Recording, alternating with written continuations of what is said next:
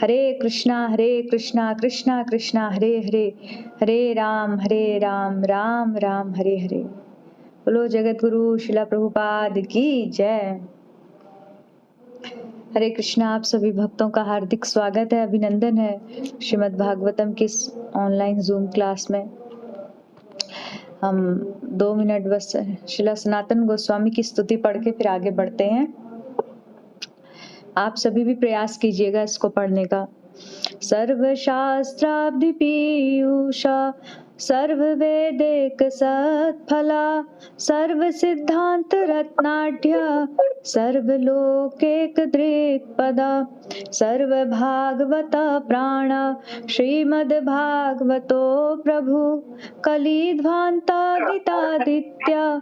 श्रीकृष्णः परिवर्तितः परमानंद पाठाय प्रेम वर्ण अक्षराय ते सर्वदा सेव्याय श्री कृष्णाय नमस्तुते। सर्वदा सर्व सेव्याय श्री कृष्णाय नमस्तुते। मदेक बंधु मद संगी मद्गुरो मन्महाधना मन्निस्तारक मद्भाग्या मदानंदा नमस्तुते। असाधु साधुतादायिन अति नीचोचता करा हा न मुंच कदाचिन्मा प्रेमना हृद कंठयो स्फुरा हा न मुंच कदाचिन्मा प्रेमना हृद कंठयो स्पृहा। बोलो श्रीमद् भागवत महापुराण की जय। हरे कृष्णा। श्रीमद् भागवतम के परसों हमने थोड़ा सा आमुख पर चर्चा की थी कि शिला प्रभुपाद जी का आमुख के विषय में कुछ महत्वपूर्ण पॉइंट प्रभुपाद जी ने लिखे हैं। तो प्रभुपाद जी ने लिखा है कि हमें मानव समाज की वर्तमान आवश्यकता का ज्ञान अवश्य होना चाहिए। और यह आवश्यकता क्या है? वर्तमान समय में सबसे बड़ी आवश्यकता है कि व्यक्ति के पास आधुनिक सुविधाएं सब कुछ तो है, लेकिन मनुष्य के पास ज्ञान नहीं है, धर्म नहीं है, या धर्म का पालन कैसे करना है इसका ज्ञान नहीं है। तो प्रभुपाद जी ने यही लिखा है कि सब कुछ होते हुए भी मानव समाज के पास, इस आधुनिक जगत के पास ज्ञान की कमी है। उस ज्ञान की कमी को पूरा करने के लिए ही ये श्रीमद् भागवतम ग्रंथ को अपने जीवन में धारण करना है। अगर हमारे जीवन में ज्ञान नहीं है, धर्म नहीं है, तो मनुष्य होते हुए भी मनुष्य नहीं है। आहार निद्रा भय मैथुनम च सामान्य मेतत् पशुभिः नराणाम धर्मो हि तेषा अधिको विशेषा धर्मेण हीना पशुभिः समाना। सब कुछ है, आहार निद्रा, अब अपने शरीर की सुरक्षा करना, संतान उत्पत्ति करना, लेकिन धर्म नहीं है तो धर्मेण हीना पशुभिः समाना। और धर्म कैसे आएगा हमारे जीवन में? जब धर्म का स्वरूप जो भागवत ग्रंथ है, जो भगवान का ग्रंथावतार है, इसको अपने जीवन में जब हम लाएंगे तो स्वाभाविक रूप से धर्म आएगा। तो प्रभुपाद जी ने आमुख में बहुत सारी बातें लिखी, इसमें एक ये लाइन बड़ी अच्छी लिखी है कि ज्ञान की आवश्यकता है इस समय, और अगर ज्ञान नहीं है तो इस समय कैसा है? इस समय मानव समाज विस्मृति के अंधकार में नहीं है। इसने समग्र विश्व में भौतिक सुविधाओं, शिक्षा तथा आर्थिक विकास के क्षेत्र में तेजी से प्रगति की है। प्रभुपाद जी कह रहे हैं कि इसने तेजी से प्रगति की है, किंतु इस समाज के विराट वपु में, वपु यानी कि इतने बड़े ब्रह्मांड में, इतने बड़े विराट समाज में, जहाँ सब कुछ सुविधाएं, सब कुछ हमने आधुनिकीकरण कर लिया है, लेकिन विराट वपु में कहीं ना कहीं कुछ चुभन है। चुभन यानी कि हम बहुत अच्छे स्वस्थ बैठे हैं, हम खा रहे हैं, हमने अच्छे कपड़े पहने, सब बैठे, लेकिन हमारे पैर के नीचे एक बहुत बड़ा कांटा चुभा हुआ है। वो कांटा हमारे अंदर अभी लगा ही हुआ है। तो उसके बाद भी, वो कांटा लगा होने के बावजूद, हम अगर कहीं बढ़िया किसी जगह पर बैठे हैं, एसी रूम में भी बैठे हैं, तो हमें थोड़ा थोड़ा दर्द काट रहा होगा भीतर भीतर। तो वैसे ही ये सब आधुनिक सब सुविधाएं होने के बावजूद भी, यदि जो धर्म और जो ज्ञान नहीं है, यानी कि भगवत भक्ति नहीं है, तो भगवत भक्ति ना होने का जो कांटा चुभ रहा है इस मानव समाज को, संपूर्ण जीव जगत को, तो प्रभुपाद जी कह रहे हैं ये कांटे की चुभन के समान हमेशा दुख देता रहेगा, दर्द देता रहेगा। तो इसलिए श्रीमद् भागवतम ग्रंथ को अगर मानव समाज इसको ले आए, अपने जीवन में धारण कर ले, प्रभुपाद जी ने लिखा है कि श्रीमद् भागवतम का पठन पाठन विद्यालय तथा महाविद्यालय में भी होना चाहिए, स्कूल तथा कॉलेज में होना चाहिए। तो प्रभुपाद जी बहुत अच्छी बात, जैसे आज के समय में हमारे जो भक्त लोग सब प्रचार करते हैं, तो स्कूल में जाते हैं, गीता वितरण करते हैं, कॉलेज में भी जाते हैं। मैं आजकल की पोस्ट देख रही थी अपनी हल्द्वानी के भक्त, तो वो स्कूल कॉलेज में जो प्रचार कर रहे हैं ये सब प्रभुपाद की इच्छा थी और प्रभुपाद चाहते हैं, क्योंकि जो युवा व्यक्ति है, जो कम उम्र का व्यक्ति होता है, उसको यदि हम ज्ञान देते हैं तो वो जल्दी एक्सेप्ट कर लेता है, क्योंकि भौतिक संसार का जो ज्यादा कलुष उसके हृदय में अभी बैठा नहीं होता है और वो जल्दी उस ज्ञान को एक्सेप्ट कर सकता है और उसकी बुद्धि में इतनी क्षमता होती है कि उसको वो सही रूप में स्वीकार कर सके। तो इसलिए प्रभुपाद चाहते थे कि जो हम अभी भी कहते हैं कि हमारे जो बच्चे हैं, जो युवा हैं, ये क्या है, भविष्य है हमारे देश का। तो ये भविष्य देश का हर जगह अगर हम बालक और युवाओं को ये शिक्षा दें, भक्ति की शिक्षा दें, तो बहुत जल्दी एक अच्छा समाज निर्माण हो सकता है। तो प्रभुपाद जी कह रहे हैं क्योंकि महान छात्र भक्त प्रहलाद ने समाज के आसुरी स्वरूप को बदलने के लिए इसकी आज्ञा दी है। जैसे आजकल बच्चे स्कूल कॉलेज में हमारे यहाँ से प्रचार करने जाते हैं, जैसे हमारे एक माता जी हैं, कुसुम माता जी, मैं उनका देख रही थी, फोटो देख रही थी कि वो कहीं पर बहुत सारे स्टूडेंट्स थे, वहां वो प्रीचिंग कर रही हैं।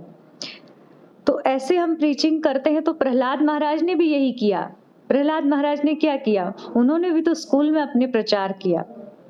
उनका स्कूल कौन सा था, उनका स्कूल था षण्डमर्क का स्कूल था। उस विद्यालय में जब स्कूल में जो इंटरवल होती है, जहाँ पर उनको खेलने कूदने का समय मिलता था, उस समय में वो बच्चों को एकत्र करके प्रीचिंग शुरू कर देते थे कि बच्चों को ये बताते थे, अपने जो असुरों के पुत्र थे सारे, उनको ये समझाते थे कि हमारे जीवन का उद्देश्य क्या है, भक्ति करना है और हमें भगवान का नाम कीर्तन करना है। तो प्रहलाद महाराज भी यही कार्य करते थे।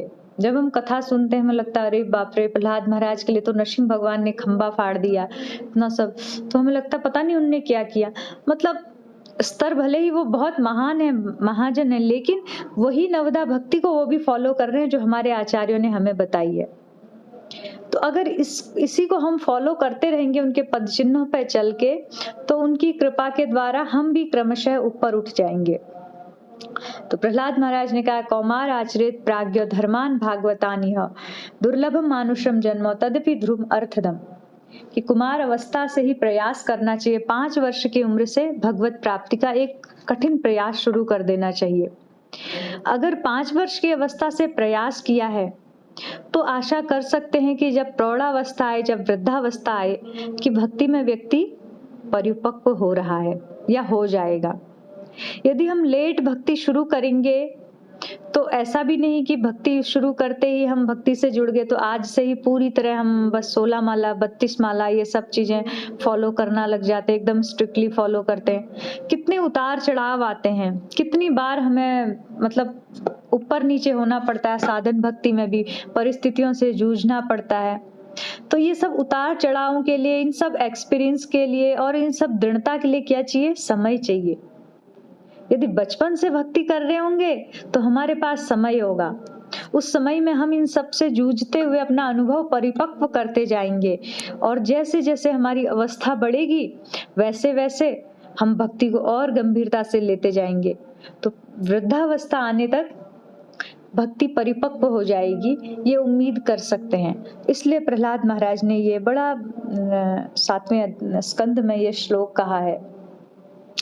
तो प्रभुपाद जी ने प्रहलाद महाराज को कोट करके हम सबको लिए, अपने अनुयायियों के लिए, हम सभी भक्तों के लिए, शिष्यों के लिए एक आदेश दिया है कि इस श्रीमद् भागवतम के ज्ञान को, इस भगवत गीता के ज्ञान को स्कूल कॉलेज में सब जगह खूब प्रचार करना है। जैसे आप सभी भी यहाँ क्लास में हैं, जो मोस्टली लोग सब स्कूल कॉलेज वाले ही हैं, कम उम्र के ही हैं, बहुत ज़्यादा उम्र के कम ही हैं। तो ये बहुत अच्छा मतलब एक साइन है हमारे लिए, बहुत अच्छा एक लक्षण है कि आप सब लोग इतनी रुचि ले रहे हैं युवा होते हुए। नहीं तो आज के समय में जितने भी मतलब युवा हैं सब ऐसे इतने बहिर्मुख हैं कि भागवत में, शास्त्रों में तो श्रद्धा ही नहीं रखते हैं। तो ये भगवान की बड़ी कृपा है आप सब पर और हम लोगों पर कि ऐसे कलयुग के ऐसे वातावरण में भी हमारी श्रद्धा इतनी बनी हुई है श्रीमद् भागवतम के प्रति, और भगवान को जानने के लिए जिज्ञासा बनी है। ये बहुत बड़ी बात है, ये छोटी बात नहीं है। लेकिन हम इसको सहज ही ले लेते हैं, सोचते हैं नहीं कोई बात नहीं, हम तो बस मंदिर आ रहे हैं, हम शौक। ये मंदिर ये छोटी बात नहीं, कई कई जन्मों पहले हमने कुछ सुकृति की है या भगवान की कृपा प्राप्त करने की इच्छा की है, तो उस इच्छा के परिणाम स्वरूप ही आज हमको ये मौका मिल रहा है जो हमें सहज लग रहा है। तो इस मौके का फायदा उठाएं और अपने प्रति भगवान का एक धन्यवादी कृतज्ञता रखते हुए और अपने आप को थोड़ा गौरवान्वित महसूस करते हुए कि हम कितने सौभाग्यशाली हैं कि ठाकुर जी ने हजार युवाओं के बीच में भी, मतलब आप जाओ स्कूल कॉलेज में देखेंगे तो फिर पता लगता है, जब कहीं बहुत ज्यादा समाज इकट्ठा हो वहां खड़े होके देखो तो फिर ये बात एहसास होती है कि भगवत भक्ति और भक्ति करने वाले लोग कितने दुर्लभ हैं। कहीं बहुत जहाँ पर बड़ी भीड़ है, बड़ा रश है, ऐसे जगह पे जाके खड़े हो जाओ तो आपको कहीं एक दो भक्त मुश्किल से कभी दिखेगा तो वहां नहीं दिखता। और हम सब भक्त समाज में रहते हैं तो हमें लगता है नहीं बड़े सारे भक्त हैं। भक्त बहुत दुर्लभ है। बाकी सब डिग्री वाले बड़े हैं दुनिया में, पैसे कमाने वाले बहुत हैं, उच्च पद वाले बहुत हैं, या और टैलेंटेड व्यक्ति सब कुछ मिल जाएंगे आपको, लेकिन कृष्ण भक्ति सुदुर्लभा है। दुर्लभ भी नहीं, सुदुर्लभा किसी किसी को मिलती है। तो उन सुदुर्लभा भक्ति वाले उसकी लाइन में हम सभी लग गए।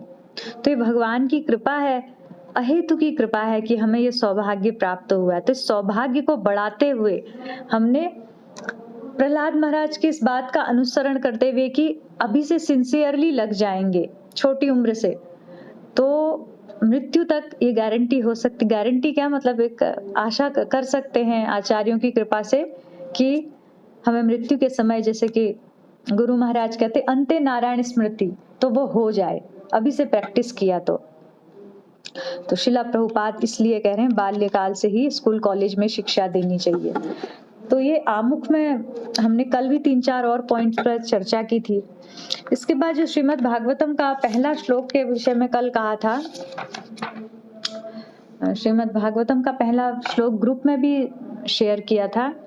आप सभी लोग इसको रोज पढ़ने का अभ्यास कीजिएगा, प्रयास कीजिए हफ्ते 10 दिन में जब भी याद हो जाए तो एक दिन हम क्लास करेंगे, उस दिन केवल सब लोग श्लोक रिपीट करेंगे, क्योंकि जो ये पहला श्लोक है इसको गायत्री मंत्र कहा है और पहला श्लोक एक प्रणाम का श्लोक है, स्तुति का श्लोक है, मंगलाचरण है। स्वयं वेद व्यास जी ने यहाँ पर श्रीमद् भागवतम की स्तुति की है। उन्हें पता था मैं आगे इस ग्रंथ की रचना करने जा रहा हूं, तो रचना से पूर्व ही जो इस ग्रंथ का प्रतिपाद्य देवता है, प्रतिपाद्य देवता यानी कि कौन है प्रतिपाद्य देवता? इस ग्रंथ का प्रतिपाद्य देवता कौन है? कोई अगर बताना चाहे तो बता सकते हैं। श्री कृष्ण जी प्रभु जी, वासुदेव श्री कृष्ण। इसमें लिखा है ना ओम नमो भगवते वासुदेवाय, तो वासुदेव कृष्ण को प्रणाम किया है, यही इस श्रीमद् भागवत ग्रंथ के प्रतिपाद्य देवता हैं। तो इस देवता को, इनको प्रणाम, देवता यानी कि आराध्य हैं इस भागवत के, तो उनको प्रणाम करके वेद व्यास जी आगे बढ़ रहे हैं कि उन्हें पता है मैंने इतने बड़े 18,000 श्लोकों के ग्रंथ की रचना करनी, कहीं कोई त्रुटि ना आ जाए, कहीं कोई विघ्न ना आ जाए, इसलिए पहले ही भगवान को प्रणाम करके चल रहे हैं। और साथ में ये प्रणाम जब हम इस श्लोक को याद करेंगे, बोलेंगे और इसको अच्छे से पढ़ेंगे तो ये हमारा भी प्रणाम हो जाएगा। हम भी शुरुआत कर रहे हैं भागवत की तरफ आगे बढ़ने का, तो हमें भी बाधाएं विघ्न आ सकती हैं पढ़ने में, समझने में, या हम क्रमशः कर पाए ना, तो ये सब भगवान अगर प्रणाम करके आगे को बढ़ेंगे तो भगवत कृपा से ये निर्विघ्न पूर्ण होगा। तो जो श्रीमद् भागवतम का पहला स्कंद है, इस पहले स्कंद में 19 अध्याय हैं। आप सबके पास श्रीमद् भागवतम ग्रंथ है पास में? कितने लोगों के पास है? जरा हैंड रेज करके बता सकते हैं।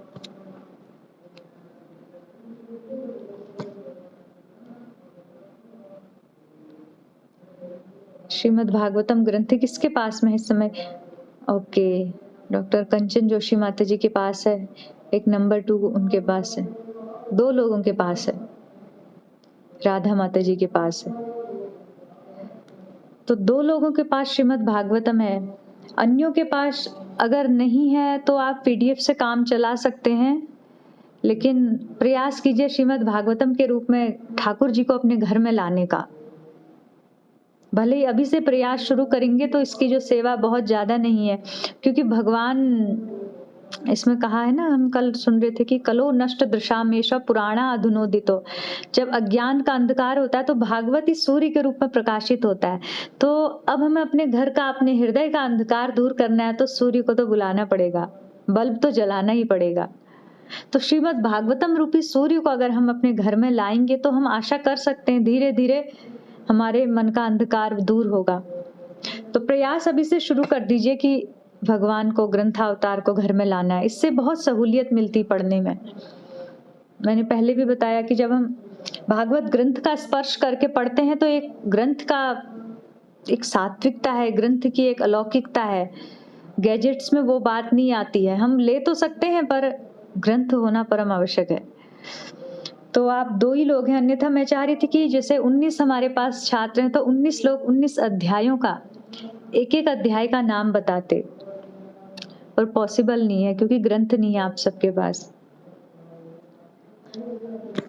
अगर फिर भी आप लोग बता सकते हैं कोई तो बता दीजिए कि 19 जो अध्याय हैं इसमें से पहला अध्याय, दूसरा अध्याय, अध्याय के नाम।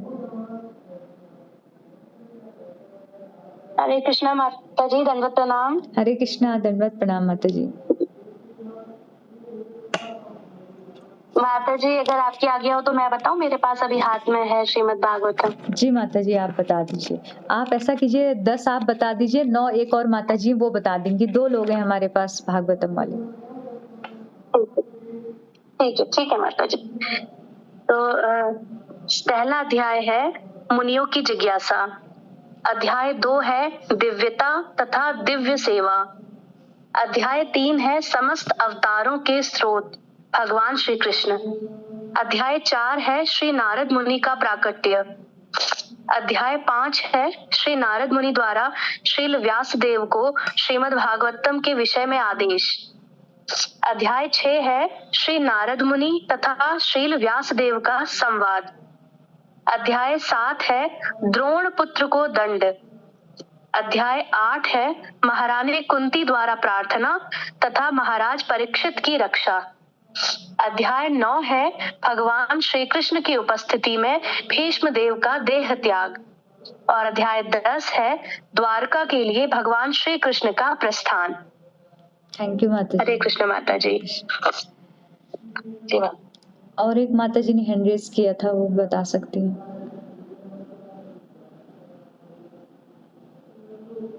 राधा नाम से है।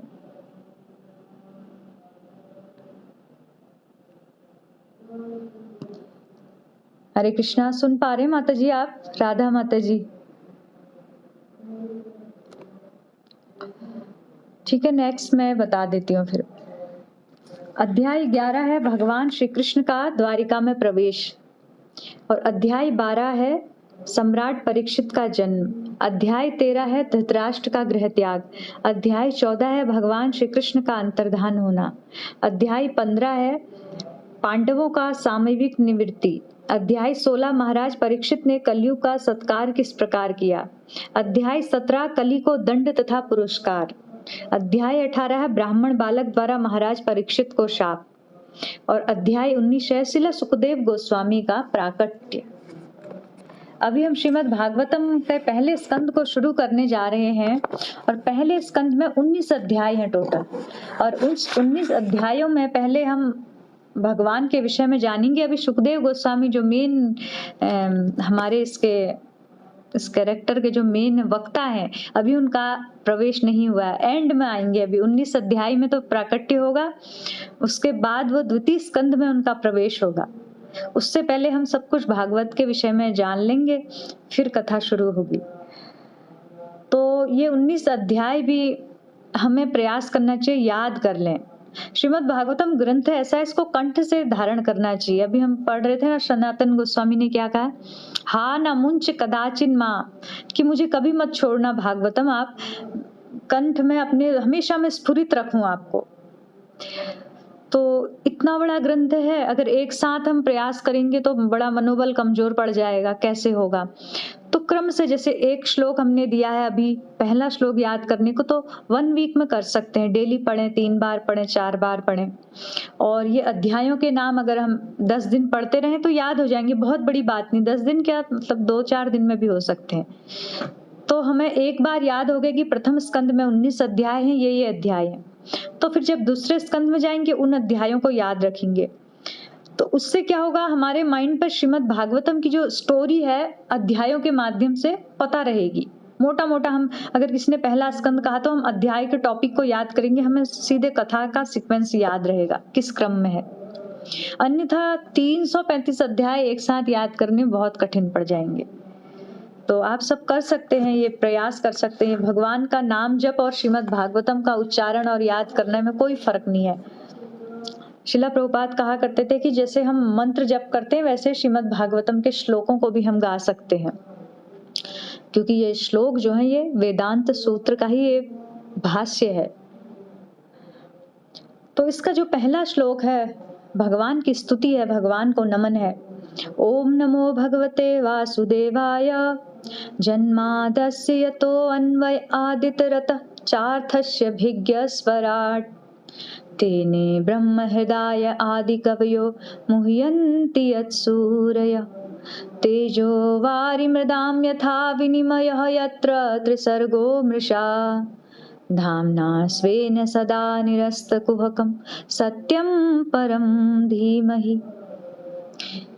ये जो श्लोक है इसको कहा गया है कि ये गायत्री मंत्र है और श्रीमद् भागवतम का प्राण है। और जो भाष्य हैं ब्रह्म सूत्र के जो 555 सूत्र हैं उनमें से एक सूत्र ये भी है जन्मादस्य, जैसे अर्थात तो ब्रह्म जिज्ञासा आनंदमयात अभ्यासात, कई सूत्र हैं, उनमें से एक सूत्र ये भी है। तो ये जो पहला श्लोक बहुत जरूरी है। इसमें इसके अनुवाद को यदि कोई और पढ़ना चाहे तो आप हैंड रेज करके पढ़ सकते हैं। वैसे तो PDF सबके पास है, नहीं तो माता जी पढ़ेंगी। हरे कृष्णा माता जी, इसका हिंदी अनुवाद पढ़ती हूँ फिर मैं जी। हे प्रभु, हे वसुदेव पुत्र श्री कृष्ण, हे सर्वव्यापी भगवान, मैं आपको सादर नमस्कार करता हूँ। मैं भगवान श्री कृष्ण का ध्यान करता हूँ क्योंकि वे परम सत्य हैं और व्यक्त ब्रह्मांडों की उत्पत्ति, पालन तथा संहार के समस्त कारणों के आदि कारण हैं। वे प्रत्यक्ष तथा अप्रत्यक्ष रूप से संपूर्ण जगत से अवगत रहते हैं और वे परम स्वतंत्र हैं क्योंकि उनसे परे अन्य कोई कारण है ही नहीं। उन्होंने ही सर्वप्रथम आदि जीव ब्रह्मा के हृदय में वैदिक ज्ञान प्रदान किया। उन्हीं के कारण बड़े बड़े मुनि तथा देवता उसी प्रकार मोह में पड़ जाते हैं जिस प्रकार अग्नि में जल या जल में स्थल देखकर कोई माया द्वारा मोहग्रस्त हो जाता है। उन्हीं के कारण ये समस्त भौतिक ब्रह्मांड जो प्रकृति के 3 गुणों की प्रतिक्रिया के कारण अस्थायी रूप से प्रकट होते हैं वास्तविक लगते हैं, जबकि ये अवास्तविक होते हैं। अतः मैं उन भगवान श्री कृष्ण का ध्यान करता हूँ जो भौतिक जगत के भ्रामक रूपों से सर्वथा मुक्त अपने दिव्य धाम में निरंतर वास करते हैं। मैं उनका ध्यान करता हूँ क्योंकि वे ही परम सत्य है। हरे कृष्णा। थैंक यू माता जी। ये अनुवाद में बहुत सुंदर है। इसके आगे हम प्रभुपाद जी इसको क्या व्याख्या करते हैं वो सुनते हैं। प्रभुपाद तात्पर्य में कह रहे हैं कि भगवान श्री वासुदेव को नमस्कार करना प्रत्यक्ष रूप से वसुदेव तथा देवकी पुत्र भगवान श्री कृष्ण को इंगित करता है। तो इसमें सबसे पहली बात वासुदेव शब्द से समझ आता है कि भगवान जो है परम भगवान श्री कृष्ण है, पहली लाइन से ही ये समझ आता है। लेकिन फिर भी जो कई लोग आप देखेंगे मायावादी लोग हैं या जो लोग वो कहते सत्यम परम धीमहि, उस बात को हाईलाइट ना करके परम सत्य कुछ और है, निराकार है, ब्रह्म ज्योति है, आदि आदि करते हैं। जबकि पहले श्लोक में ही कहा है कि वासुदेवाय, वासुदेव के पुत्र भगवान श्री कृष्ण। इस तथ्य की अधिकाधिक व्याख्या इस ग्रंथ में स्पष्ट रूप से की जाएगी। यहाँ पर शिला व्यासदेव दृढ़ता पूर्वक कहते हैं कि श्री कृष्ण ही आदि भगवान है, अन्य सब रूप उनके प्रत्यक्ष तथा अप्रत्यक्ष रूप से अंश या विभिन्न अंश हैं। व्यासदेव जी स्वयं प्रतिपादित कर रहे हैं कि परम सत्य भगवान कृष्ण है। मतलब भगवान शब्द हम तो बचपन से सुनते आ रहे हैं प्रभुपाद कृपा से, तो हमें भगवान कहते सीधा कृष्ण लगता, तो हमें ये बहुत बड़ी बात नहीं लगती है। कई बार इस विषय पर चर्चा भी हम करते, बोर लगता है, नहीं पता तो है भगवान तो कृष्ण ही है, राधा कृष्ण। लेकिन हम बाहर निकले, अपने घर से बाहर निकल के देखें तो आधुनिक समाज में हर किसी के अलग अलग भगवान बने हैं। देवी देवता तो छोड़ो, कुछ लोग तो ऐसे लोगों को भगवान बनाते हैं जो एक सामान्य मनुष्य था, कुछ उसके अंदर को थोड़ा सा ऐश्वर्य, थोड़ा सा विभूति आई तो उसको भगवान बना दिया। तो इवन यहाँ तो देवी देवताओं को भी नहीं कहा गया, भगवान केवल कृष्ण है, एकल ईश्वर कृष्ण आर सब भृत्य। इस बात को हमें मतलब दृढ़ता पूर्वक स्वीकार कर लेना चाहिए। इस बात से हम कभी नहीं डिगने चाहिए कि भगवान परम सत्य कृष्ण ही है, वही सर्व कारण है, अन्य सब जो है उनके अधीन है, देवता सब उनके सेवक हैं, उनके प्रशासक वर्ग हैं, ये सब कार्य करने वाले हैं। श्रील जीव गोस्वामी ने अपनी कृति कृष्ण संदर्भ में इस विषय की विशद व्याख्या की है और आदि जीव ब्रह्मा ने भी ब्रह्म संहिता में कहा है। ब्रह्मा जी ने क्या कहा? ईश्वरः परमः कृष्ण सत्यचित आनंद विग्रह अनादिरादि गोविंद सर्व कारण कारणम। चैतन्य महाप्रभु ने चैतन्य चरितामृत में कहा एकल ईश्वर कृष्ण आर सब भृत्य। यहाँ पर ब्रह्मा जी कह रहे हैं कि ईश्वरः परमः कृष्ण, परम ईश्वर। ईश्वर तो बड़े सारे छोटे छोटे, ईश्वर का अर्थ होता है कि नियंता, नियंत्रण करने वाला। जैसे देवताओं में है तो देवताओं के ईश्वर हम इंद्र देव को मान सकते हैं। किसी विभाग का जो थोड़ा सा ऊंचा पद वाला उसको ईश्वर कह सकते हैं। अपने अपने लेवल पर बड़े सारे ईश्वर बन जाते हैं, लेकिन परम ईश्वर, उन सभी ईश्वरों का जो स्वामी है वो कौन है? ईश्वर परमः कृष्ण, वो कृष्ण ही है। और वो कृष्ण कैसा? सत्यचित आनंद विग्रह है। जैसे हम बने हैं पंच तत्वों से बने हैं, लेकिन भगवान सत्यचित आनंद से बने हुए हैं। उनका विग्रह जो श्री विग्रह है, उनका दिव्य स्वरूप सचिदानंदमय है। अनादिरादिर गोविंद सर्व कारण कारण, सभी कारणों के कारण वही है, ब्रह्मा जी कह रहे हैं। और जो ब्रह्मा जी कह रहे हैं, फिर आगे लिखा सामवेद उपनिषद में भी कहा गया है कि भगवान श्री कृष्ण देवकी के दिव्य पुत्र हैं। तो श्री कृष्ण ही आदि भगवान है। तो भगवान शब्द का अर्थ है कि जो षड ऐश्वर्य संपन्न है वही भगवान है। 6 ऐश्वर्य कौन कौन से 6 ऐश्वर्य हैं? अगर कोई बताना चाहे तो बता सकता है। भगवान उसे कहा जा सकता है जिसके भीतर 6 ऐश्वर्य पूर्ण रूप से हों।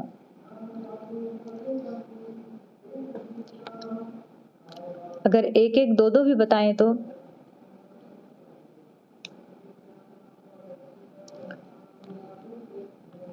माता जी रिचनेस, पेन। हाँ जी। और सुनंदा माता जी हैंड रेज कर रही हैं, बताइए। ऑल वेल थी, ठीक है। कंचन जोशी माता जी कह रही हैं संपूर्ण धन्यवाद। सुनंदा हरे कृष्णा माता जी। विशु माता जी बताइए। हरे कृष्णा माता जी। जी जी बताइए माता जी। सबसे सुंदर। जी सबसे सुंदर, ओके। सबसे सुंदर एक है हरे कृष्ण, बताते सबसे जाइए त्यागी जी। सबसे शक्तिशाली। हाँ जी। और 3 हो गए। और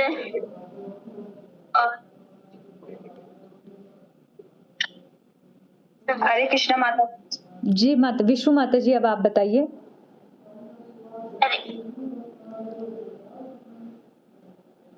बोलिए। यश अपयश लाभ हानि और नहीं माता बस जी, 4 पता है। ये भगवान के, ये आप जो बता रहे हैं ये तो जीव के भाग्य में क्या लिखा, आप कुछ और आंसर। यहाँ पर हम पूछ रहे हैं कि 6 ऐश्वर्य कौन से हैं जो संपूर्ण मात्रा में हैं और भगवान बताते हैं, मतलब जो भगवान बनता है जिससे, भगवान के भीतर ही, अन्य किसी के भीतर नहीं है। तो पहला है कि सबसे सुंदर भगवान है, भगवान से सुंदर कोई नहीं है, भले ही कितना सुंदर हो भगवान को क्रॉस नहीं कर सकता है। और दूसरा, सबसे सुंदर होते हुए सबसे ज्यादा त्यागवान है, भगवान के बराबर त्यागी कोई नहीं है। सुंदरता के विषय में तो कहा जाता है कि कोटि कोटि कामदेव क्या है, पराजित है भगवान के आगे। और भगवान जो भी अवतार लेते हैं वो अवतार इतना आकर्षक होता है कि जो एक बार देखता है उस वो नयन, वो फिर दृष्टि दूसरा किसी और को देखने लायक नहीं रह जाती है, इतनी सुंदरता है। और सुंदरता के साथ साथ क्या है, परम त्यागी है। ऐसे त्यागी हैं भगवान की, उनके जो करोड़ों की संख्या में जो उनका वंशजों का, जब भगवान इधर रह रहे थे अपने द्वारिका में, तो उनका परिवार इतना बड़ा था, 16,108 रानियां थी, प्रत्येक रानी से 10 पुत्र और 1 पुत्री थी, 11 संतान एक एक पत्नी से थी। और इतना बड़ा परिवार होते हुए परिवार भगवान के सामने सामने नष्ट हो गया, और भगवान प्रभास क्षेत्र में बैठ के पैर के ऊपर पैर रखे आराम से बैठे हुए, भगवान को कोई कष्ट नहीं, इतने त्यागी हैं, परम वैराग्यवान है, सुंदर होते। और भगवान का फेम इतना है, यश इतना यश है भगवान का। हमारा यश, किसी का यश, देश के प्रधानमंत्री का यश कहाँ तक होगा, भारत में होगा, अन्य देशों में होगा, हो सकता है पूरे एशिया में या सब जगह हो जाए, ज्यादा से ज्यादा एक संसार में हो जाए। देवता का यश होगा 3 लोकों में होगा, ब्रह्मा जी का यश होगा उनकी एक सृष्टि में होगा, जो पूरा 14 भुवनों का एक लोक उसमें होगा। लेकिन जो भगवान का यश है वो अनंतों अनंतों ब्रह्मांडों में है, जिसकी कोई सीमा ही नहीं है। एक चींटी से लेके एक ब्रह्मा तक हर कोई जानता है कि भगवान ही सृष्टि के नियामक हैं, उन्हीं के हाथ में सब कुछ है।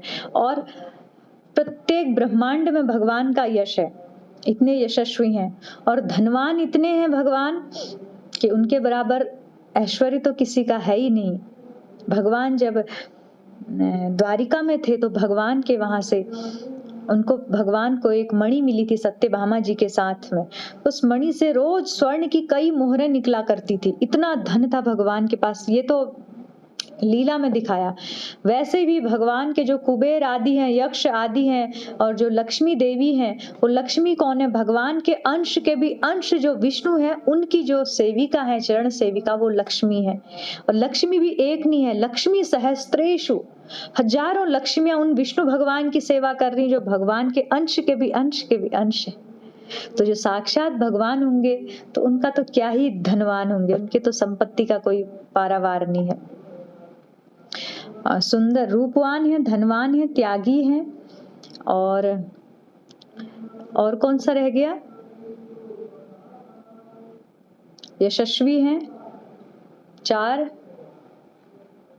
अभी बताया था। और कौन सा रह गया, कोई बताएं। हाँ सुनंदा माता जी। शक्तिशाली, शक्तिशाली, ज्ञानी, हाँ, और एक शक्तिशाली भी है। तो शक्तिशाली, ज्यादा ज्ञानी, सबसे ज्यादा ज्ञानी। भगवान जब श्वास लेते हैं, वो जो श्वास से ये चारों वेद निकलते हैं, भगवान श्वास छोड़ते हैं तो वेद निकलते, जिन वेदों के सार का सार भी हम ग्रहण करने चाहें तो हमारी तो क्या समझ, ब्रह्मा जी मोहित हो जाते हैं, ब्रह्मा जी नहीं समझ पाते हैं, इतना ज्ञान है भगवान। भगवान के बराबर ज्ञानी कोई नहीं, और भगवान के बराबर धनवान कोई नहीं है, ज्ञानी कोई नहीं है, शक्तिशाली कोई नहीं है। भगवान ने जो उनके जो आगे भगवान के अंश अवतार शंकरषण, उन्होंने अपने फनों पर अनंतों ब्रह्मांडों को ऐसे रखा है जैसे एक राई का दाना रखा होता है। 14 लोकों का ब्रह्मांड अनंत शेष के फनों पर। अनंत शेष कौन है, भगवान के अंश हैं। तो वही भगवान इतने शक्तिशाली हैं। तो ये 6 ऐश्वर्य संपूर्ण मात्रा में भगवान के ऊपर हैं, इसलिए ये भगवान है। यदि इनमें से एक का अंश भी जरा सा किसी व्यक्ति के अंदर आ जाता है तो उसका कितना सम्मान हो जाता है समाज में। जरा सा अंबानी जी के पास पैसे हैं तो कितना नाम हो गया। अभी उनके पास एक ऐश्वर्य का एक छटा भी नहीं, एक अंश का भी अंश, मतलब एक लेश मात्र आया है, तो यश हम देखते हैं, अरे बड़े प्रभावित हो जाते हैं। या कोई बड़ा सुंदर हो गया, विश्व सुंदरी बन गया या कुछ, तो उससे प्रभावित। वो एक गुण का छोटा सा लेश आया है, और भगवान के पास तो 6 गुणों का मतलब अपार भंडार है, तो क्या ही भगवान होंगे। तो इसलिए कहा गया है कि जो षड ऐश्वर्य संपन्न है वही परम भगवान है। जब कोई कहे, दावा करे मैं भगवान हूं, तो उसको बोलना चाहिए पहले अपने षड ऐश्वर्य दिखाओ, फिर आप भगवान होने का दावा करो। आगे कह रहे हैं कि यदि भगवान को किसी दिव्य नाम से जाना जा सकता है तो वह है श्री कृष्ण, यानी कि सर्वाकर्षक भगवान श्री कृष्ण है। यही नाम होना चाहिए भगवान का। तो एक बार शिला प्रभुपाद जी के पास कोई बहुत बड़ा दार्शनिक आया, बहुत ज्यादा शास्त्रों की बातें करने लगा, अरे भगवान कौन है, परम सत्य क्या है, तर्क करने लगे जो दार्शनिक लोग होते हैं प्रभुपाद से। प्रभुपाद तो तर्क में तो कोई जीत नहीं सकता था प्रभुपाद जी को, तो प्रभुपाद जी के सीधा एक सटीक उत्तर होता था भगवान, यानी कि प्रभुपाद जगह जगह कृष्ण लिख देते हैं, भगवान शब्द को भी पीछे करके कृष्ण लिख देते हैं, ताकि हम सबके मानसिकता में बैठ जाए कि भगवान कृष्ण ही है। तो एक दार्शनिक जब प्रभुपाद से बहुत तर्क करने लगा, अरे परम सत्य कौन है, वो है, इतना है शक्तिशाली, ये है वो, तो प्रभुपाद जी ने वहां उनके एक शिष्या की बच्ची थी, छोटी सी 5 साल की, उसको बुलाया, उसको बोला कि उस बच्ची से बोला कि भगवान कौन है बताओ। तो उस बच्ची ने बोला कि लॉर्ड कृष्णा है भगवान। तो प्रभुपाद जी ने उसको एक गुलाब जामुन दिया और उसको बोला जाओ, और उस दार्शनिक को बोला जो बूढ़ा हो गया था पढ़ पढ़ के ज्ञान ले लेके कि उत्तर मिल गया ना आपको, मतलब उसके मुंह पे एक चपेट हो गई, एक छोटी सी बच्ची बता गई भगवान कौन है, और वो पूरा जीवन उसने बाल सफेद कर लिए, आज तक नहीं पहचान पाया भगवान कौन है। तो शिला प्रभुपाद की कृपा से भगवान ही कृष्ण है, ये सभी वेद शास्त्रों ने सबने इस बात को जताया है। श्रीमद् भगवत गीता में स्वयं भगवान कह रहे हैं, अहम सर्वस्य प्रभवो मत्तः सर्व प्रवर्तते इति मत्वा भजन्ते माम बुधा भाव समन्विता, कि मैं ही समस्त सृष्टि का उद्गम, अहम सर्वस्य प्रभवो, सब चीजों का, आध्यात्मिक और भौतिक सृष्टि का सबका उद्गम मैं ही हूँ, सब कारणों का कारण मैं ही हूँ, ऐसा जान के जो मेरा स्मरण करता है, बुधा भाव समन, वो बुद्धिमान व्यक्ति है। तो भगवान भी स्वयं कह रहे हैं। और भी जगह आता है भगवत गीता में कि मत्तः परतरम नान्यत किंचिद अस्ति धनंजय, कि मेरे अलावा कुछ भी नहीं है सृष्टि में। जैसे एक मोतियों की माला होती है, जैसे धागे के आधार पर वो सब मोती टिके होते हैं, ऐसे मेरे आधार पर सिर्फ भौतिक और आध्यात्मिक प्रकृति टिकी हुई है। तो मतलब हजारों प्रमाण है जगह जगह की भगवान कृष्ण ही है। तो पहला जो श्लोक है भागवतम का, इसमें कृष्ण ही भगवान है, इसको प्रतिपादित करने पर हमारे सब आचार्यों ने बहुत जोर दिया, ताकि हमारी बुद्धि पहले श्लोक पर इतनी सटीक बैठ जाए, हमारी नींव बैठ जाए कि कृष्ण भगवान है, परम भगवान है, स्वतंत्र हैं, स्वराट हैं, कुछ भी कर सकते हैं, तो हम आगे की लीलाओं में भ्रमित नहीं होंगे। तो आज तो हमने बस तात्पर्य का भी एक ही पेज पढ़ा है, तो इसको हम पूरा पढ़ेंगे, समय लगेगा लेकिन कोई बात नहीं, अगर पहला दूसरा श्लोक अच्छे से पढ़ेंगे तो आगे हम फिर और समझने में हमें सहूलियत हो जाएगी। तो आज समय हो गया है, आज की कक्षा को यहीं पर समाप्त करते हैं। कल तो फ्राइडे है, तो शुक्रवार और शनिवार छुट्टी होती है, तो आप लोग तब इसको पढ़ सकते हैं। ये पहला श्लोक थोड़ा सा टफ है, फिलॉसफी है, इसमें अच्छे सिद्धांत हैं, तो कई बार बोर भी लगता है सुनने में किसी किसी को, तो प्रयास कीजिएगा आप सभी इसको पढ़ के आइएगा। जितनी ज्यादा बार इसको पढ़ेंगे ना, हमारा ज्ञान, हमारी बुद्धि उतनी ज्यादा मतलब परिपक्व हो जाएगी भगवान को समझने के लिए। तो पहला श्लोक ब्रह्म सूत्र